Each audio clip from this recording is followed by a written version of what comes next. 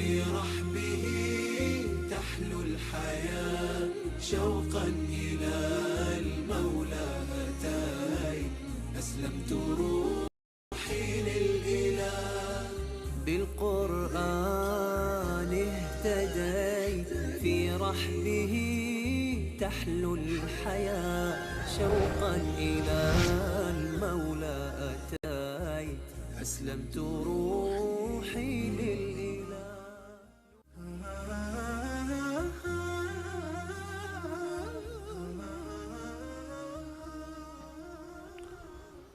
بسم الله الرحمن الرحیم. اللهم صل علی محمد و علی آل محمد کما صلیت علی ابراهیم و علی آل ابراهیم انک حمید مجید و بارک علی محمد و علی آل محمد کما بارکت علی ابراهیم و علی آل ابراهیم انک حمید مجید. عرض سلام دارم و ادب و احترام خدمت همه شما خوبان و سروران، دوستداران کلام الله منان قرآن کریم. امیدوارم هر کجا که هستید هر لحظه زندگیتان در عبادت الله متعال و تلاوت قرآن کریم زیباتر از لحظات گذشته آن سپری گردند. در برنامه آموزش روحانی قرآن کریم همچنان با شما عزیزان همراه هستیم در بررسی تلاوت سوره های پایانی کلام الله مجید، سوره هایی که بیشتر عزیزان در تلاوت نمازشون استفاده میکنن و بسیاری از شما عزیزان میدارم که سوره ها رو حفظ هستید، اما باز هم برای اینکه مطمئن بشیم از حسن تلاوتمون این سوره ها رو به همراه شما عزیزان مرور میکنیم. علاوه بر اینکه یکی از اهداف دیگر ما این هست که تا بتونیم نحوه تلاوت صحیح این آیات رو یاد بگیریم که طبیعتاً در خواندن آیات دیگر از کلام الله مجید در هر صفحه‌ای به ما کمک خواهد کرد و بعد از اینکه یاد گرفتیم به دیگران یاد بدیم. این بسیار مهم هست که ما خودمون یاد بگیریم و یاد بگیریم که چگونه به دیگران یاد بدیم تا مصداق این حدیث شریف رسول صلی الله علیه و سلم قرار بگیریم که بهترین شما کسی است که قرآن را یاد بگیرد و به دیگران یاد بدهد. در بررسی سوره های پایانی کلام الله مجید تا سوره ماعون به همراه شما عزیزان در برنامه گذشته پیش آمدیم، از آخر مصحف شریف شروع کردیم و در این برنامه سوره مالکه قریش رو به همراه شما عزیزان آغاز خواهیم کرد. عزیزانی که بیننده برنامه از تلویزیون هستند اگر توانایی دارید این برنامه ها رو ضبط کنید و بعد از اینکه برنامه تمام شد دوباره تکرارش رو ببینید و باز هم ببینید و دقت بکنید روی نکاتی که گفته میشه و قواعدی که گفته میشه. ما شاید مجبور بشیم بعضی قواعد رو سریع گذرا رد بشیم. شما این قواعد رو یادداشت بکنید، حفظ بکنید و تمرین بکنید. عزیزانی که از راههای دیگر بیننده برنامه هستن این برنامه رو بارها و بارها با تکرار و برنامه‌های گذشته رو همین برنامه‌هایی که ما در این دوره داشتیم به همراه شما عزیزان با دقت و تکرار مشاهده بکنید تا هر سوالی که دارید برای شما در این باب حل بشه. سوره مبارکه قریش رو به همراه شما عزیزان آغاز می‌کنیم. سوره مبارکه قریش در ابتدای هر تلاوت به فرموده الله متعال فاذا قرأت القرآن فاستعذ بالله، هر وقت قرآن می‌خوانید اعوذ بالله بگید، بالله تعالی پناه ببرید. ما هم با اعوذ بالله تلاوتمون رو آغاز می‌کنیم. اعوذ بالله من الشیطان الرجیم. بسم الله الرحمن الرحیم.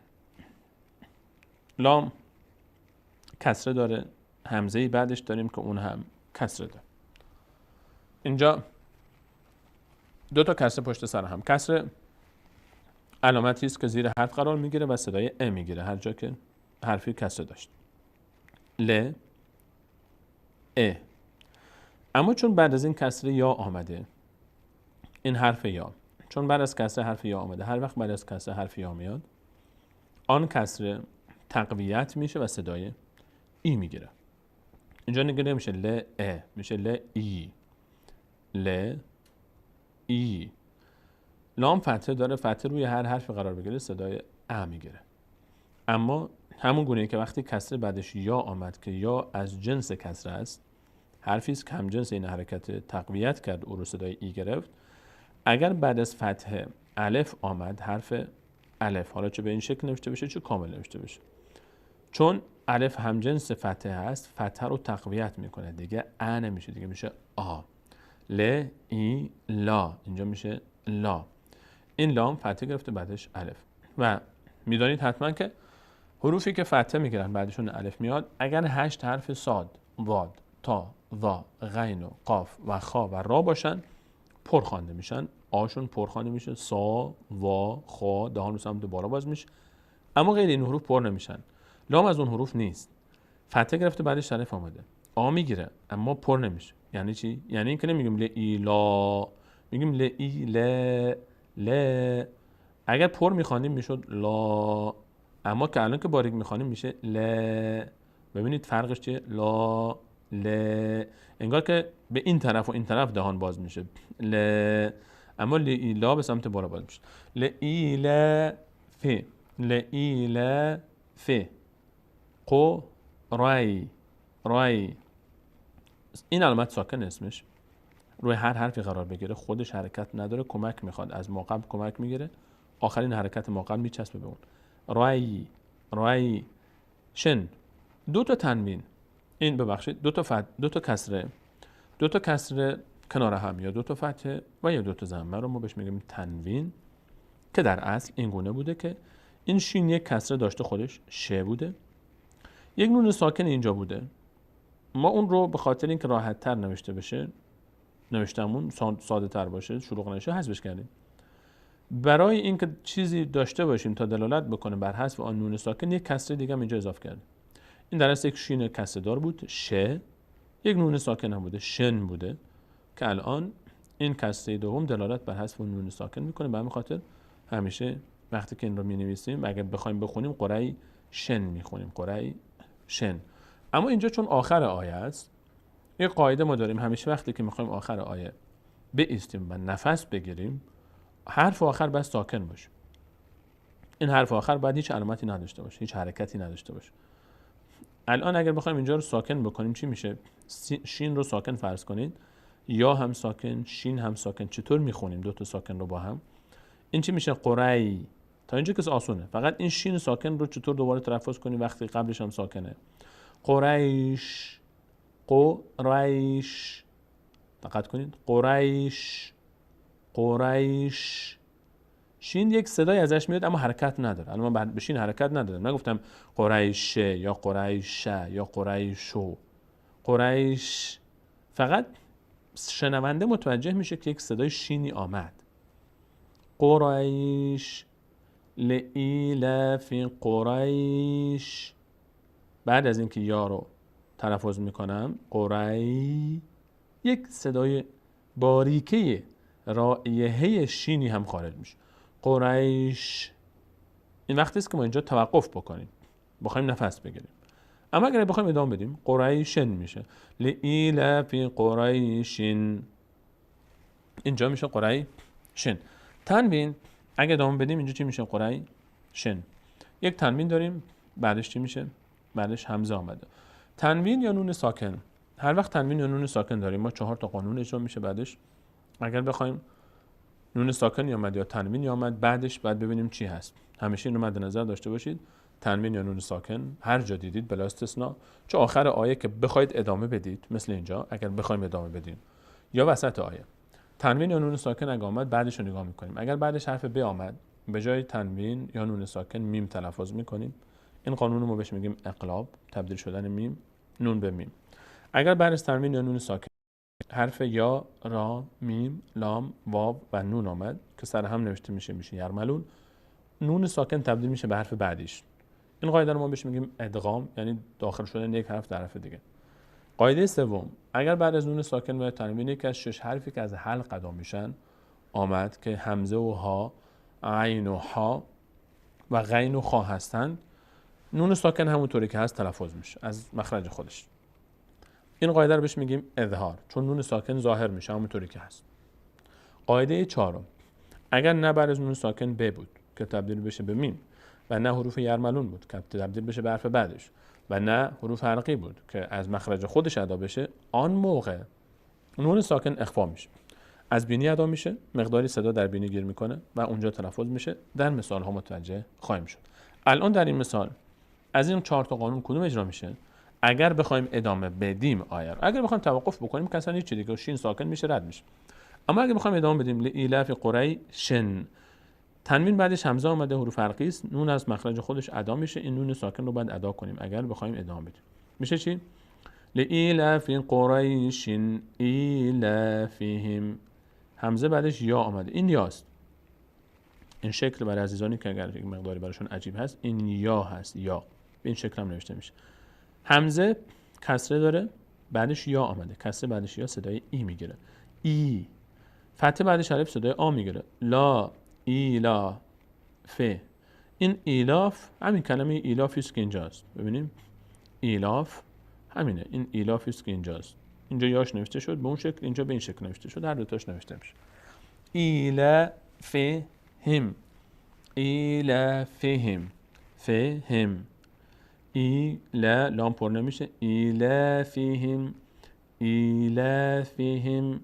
رح، رح هی به همراه حرکت ما قبل خوانده میشه. رح لا تا، تا. این هی که دو تا نقطه روش هست بهش میگن تا در عربی، تای تانیث، و با صدای ت خونده میشه. رحلتا. این الف الف وصل اسمش، الفی که روش یک صاد داره اسمش الف وصل هست. در هنگام وصل ما قبلش به ما بعدش خوانده نمیشه. اما اگر خودش تنها در ابتدای آیه اومد مثل مثال پایین، مثل اینجا، این موقع خوانده میشه. اما در مابین ما قبل و ما بعدش خوانده نمیشه. اینجا هم وقتی در ابتدای آیه میاد، اگر ما قبل آیه قبل رو بچسبونیم با آیه بعد، اینجا باز خوانده نمیشه. این الف همیشه در هنگام وصل ما قبل ما بعد خوانده نمیشه. لام اینجا خوانده نمیشه. چرا؟ 4 حرف واو، الف، لام و یا که اگر سر هم نوشته بشن میشن والی، اگر در مصحف شریفی هیچ علامتی روی اونها و یا زیر اونها نبود، مثل لام که اینجا هیچ علامتی بالا یا پایینش نیست، خوانده نمیشن. فقط همین 4 حرفن، واو، الف، لام، یا، که نوشته میشن والی سر هم. اینجا شین تشدید داره، نیاز داره به آخرین، نیاز داره به حرکتی ما قبلش. شین تشدید داره. تشدید یعنی چی؟ یعنی این 2 تا شین بوده، یک شین کسردار، یک شین ساکنی اولش بوده که ما برای ساده تر نوشته شدن حذفش کردیم، به جاش تشدید گذاشتیم. خلاصه صحبت تشدید این است که هر جا تشدید دیدیم برای خواندن تشدید یک بار از آخرین حرکت ما قبل کمک میگیریم، یک بار با حرکت خودش میخونیم. 2 بار خونده میشه. حرفی که تشدید داره 2 بار خوانده میشه، چون در اصل 2 تا بوده، یکی ساکن، یکی با حرکتی که الان هست. شین نیاز به آخرین حرکت ما قبل داره، لام حرکت نداره، الف هم نداره، ت فتحه داره، ت میچسبه بشین. تش یک بار به همراه ت خونده میشه، تش یک بار با کسره خودش، ش، تش ش. رحلتش ش. ت فتحه داره بعدش الف صدای آ میگیره، پر هم نمیشه. تا این علامت مد روی الف، واو و یا قرار میگیره، روی یکی از این 3 حرف قرار میگیره. هر جا این علامت رو دیدیم، آن الف و یا واو و یایی که روی اون علامت هست باید کشیده بشه. کش میاد، مد یعنی کشیده شدن، بیشتر از حد ممکن، بیشتر از حد طبیعی. و 3 تا انگشت وقتی در حالت عادی بسته میشن باید طول بکشه. این رحلت الشتاء، این مد یعنی این. رحلت الشتاء،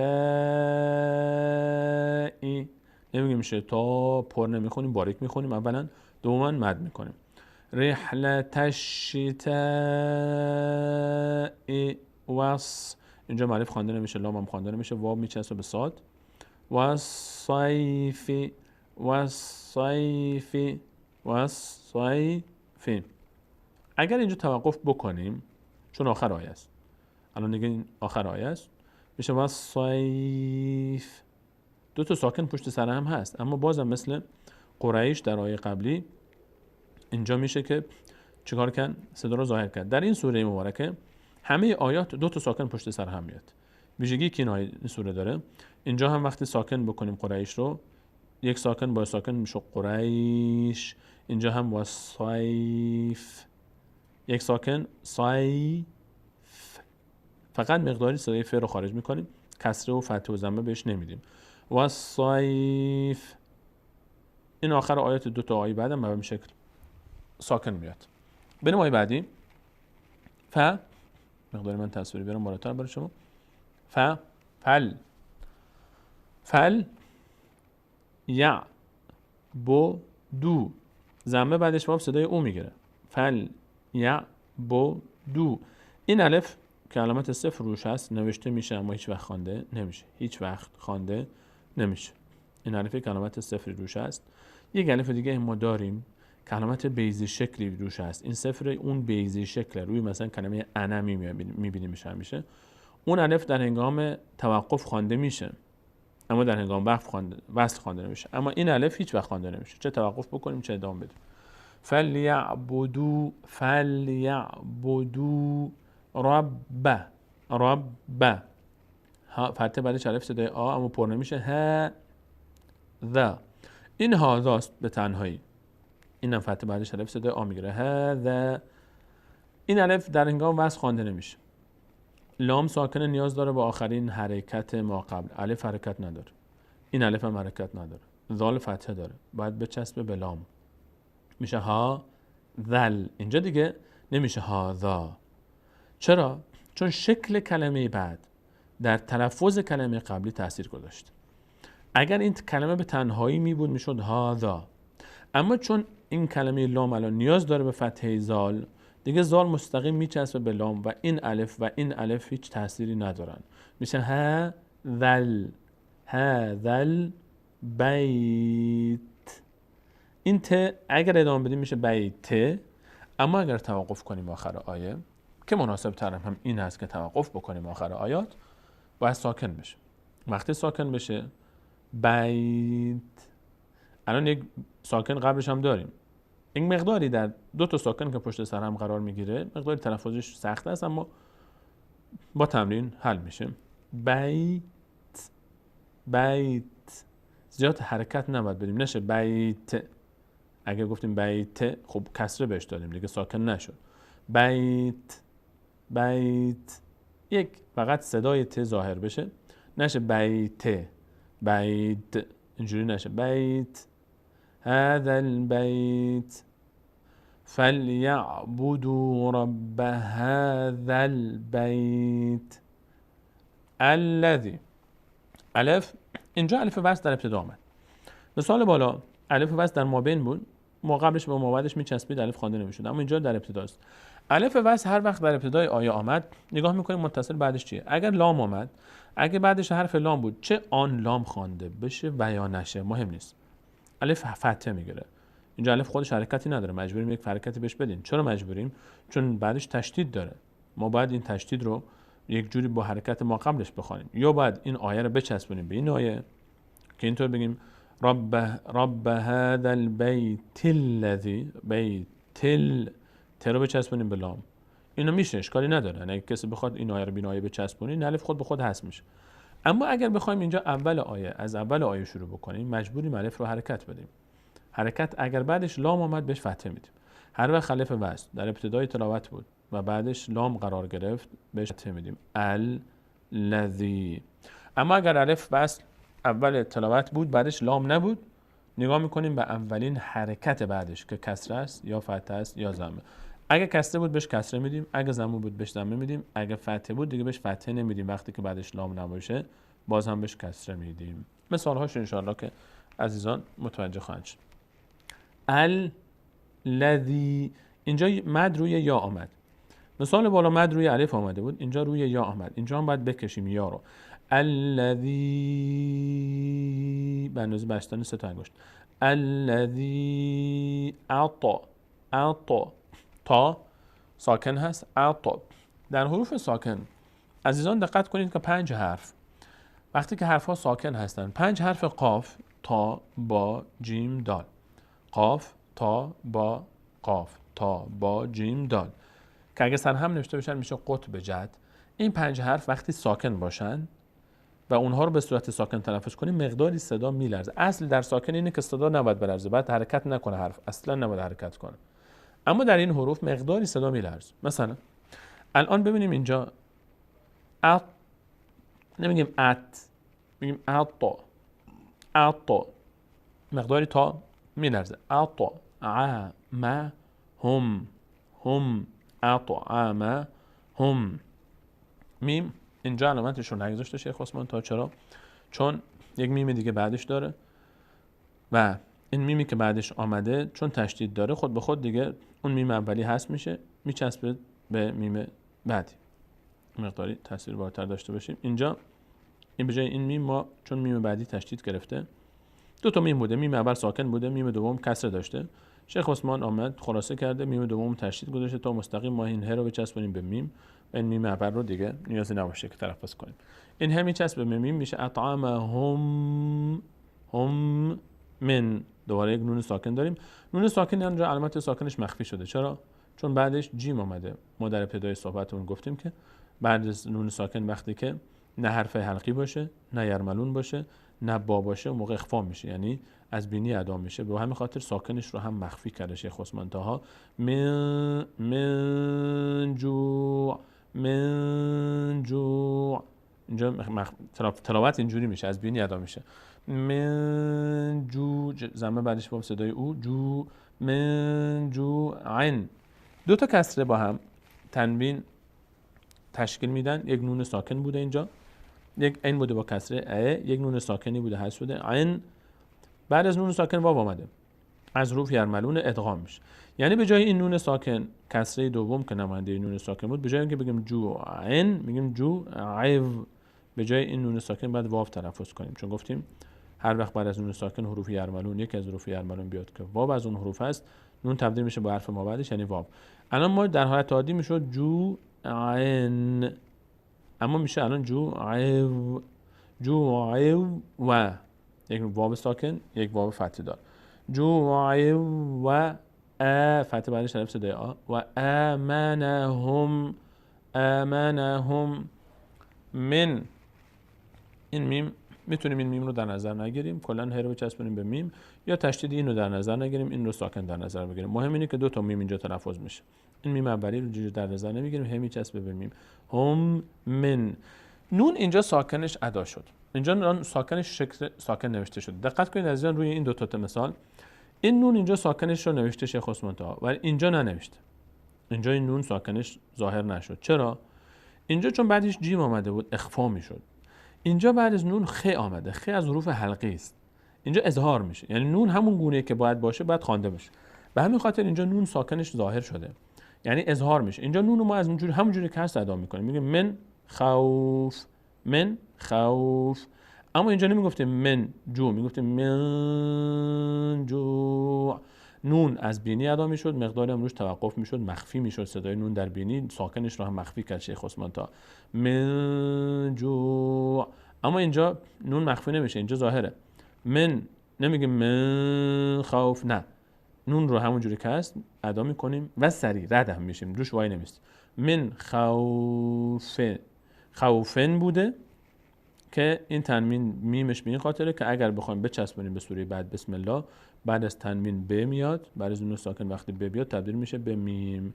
اما این وقت است که ما بخوایم بچسبونیم به سوره بعد. ما اینجا آخر آیه چون توقف میکنیم اصلا کلا این تنوین رو در نظر نمیگیریم و میم رو هم در نظر نمیگیریم، ساکن میشه خوف خوف خوف. یک بار این سوره رو با هم بخونیم از ابتدا. بسم الله الرحمن الرحیم.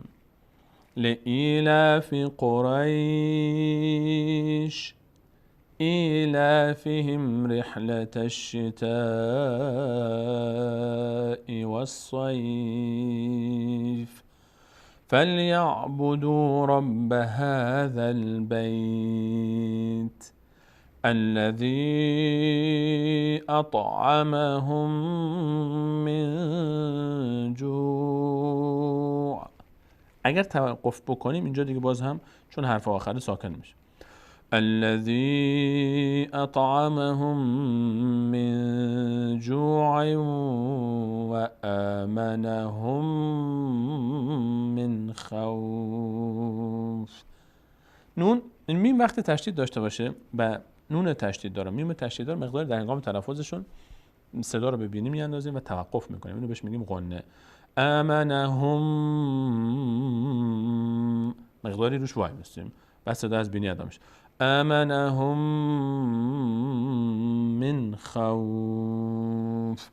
این از سوره مبارکه قریش بود. بریم به سراغ سوره مبارکه فیل. چون توضیحات رو من در سوره قریش کامل دادم دیگه سوره مبارکه فیل رو گذرا رد خواهیم شد. توضیحات رو من فقط اشاره میکنم. تصویر سوره مبارکه فیل رو با هم داشته باشیم. بسم الله الرحمن الرحیم. علم فتح، اینو همش فتحش علم ترى کیف، اینو همه ساکن میچسبه به ما قبلش، بقیه‌اش هم که فتح است. الم تر کیف فعل ربک تشدید به همراه ما قبل خوانده میشه یک بار، یک بار با ضمه خودش، ربک ب اس فتح بعدش آ، صدای فتح بعدش الف صدای آ میگیره اما پر نمیشه. به اس ب الف در هنگام وصل میفته، به میچسبه به لام. اصحاب الفیل، اینجا لام در آخر ساکن میشه اگر بیستیم، اگر نایستادیم که کسرشو میخونیم. الم تر کیف فعل ربک باصحاب الفیل. دقت کنید، فیل لام حرکت پیدا نکنه، نشه فیل. بعضی از عزیزان این کار میکنن، فیل یک کسره بهش میدن، نه فیل. همین که روی لام وایس زبانتون رسید توقف کنید. اصحاب الفیل. علم لم فتح میچسبه به کسره، فتح میچسبه به ساکن، ببخشید. علم یج جیم از اون 5 حرفی هست که گفتم وقتی ساکن باشه بعد مقداری در مخرج بلرزه. قاف، تا، با، جیم و دال. قطب جد رو به خاطر داشته باشید، اگه سر هم نوشته بشن میشه قطب جد. نمیگیم یج ال. دقت کنید الان لام باید همون جوری که هست نمیلرزونیم. فرق قلقله این 5 حرفی که من گفتم، قاف، تا، با، جیم، دال، وقتی ساکن باشن مقداری در مخرج صداشون میلرزه، میگیم قلقله میشن.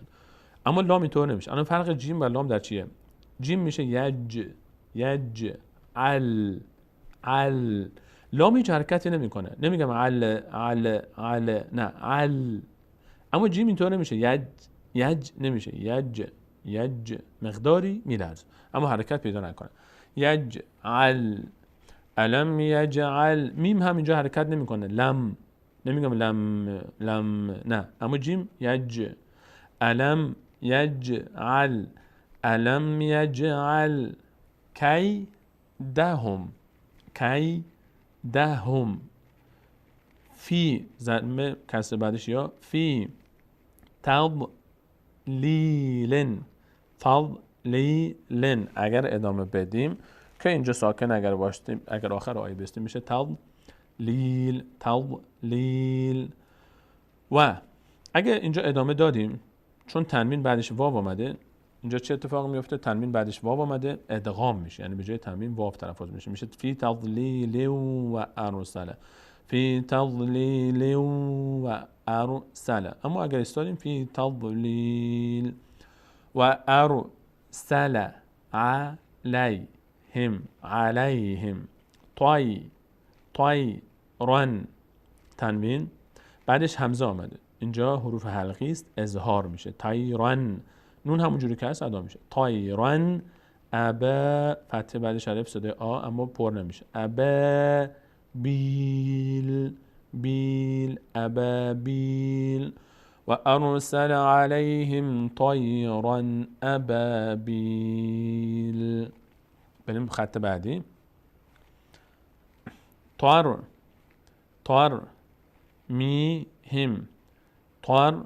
میهم به هجرتن.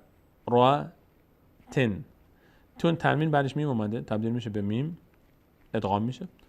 به حجرت من. نون ساکن علامت ساکنش مخفی شده چون اخفا میشه، نه حروف یرملون بعدش، نه حلقی، نه با. من سجیل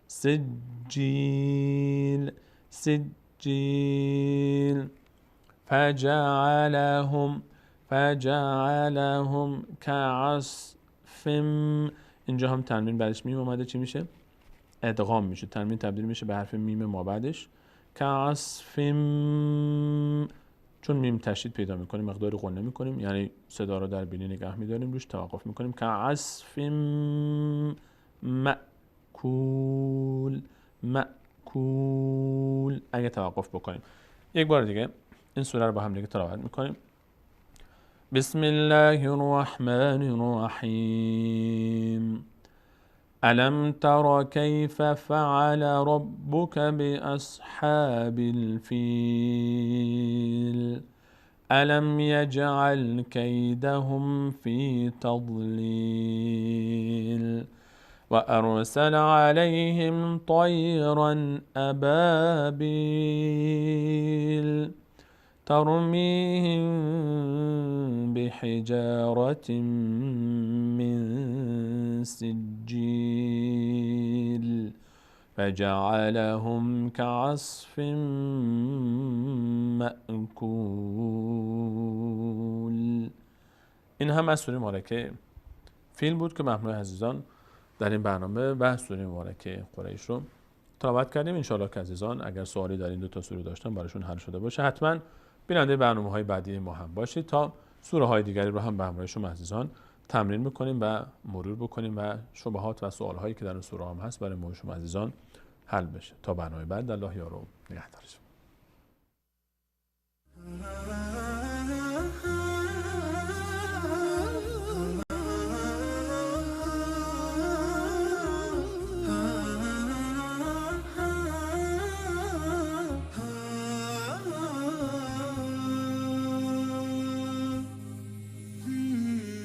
بالقرآن اهتديت في رحبه تحلو الحياة شوقا إلى المولى أتيت أسلمت روحي للإله. بالقرآن اهتديت في رحبه تحلو الحياة شوقا إلى المولى أتيت أسلمت روحي للإله.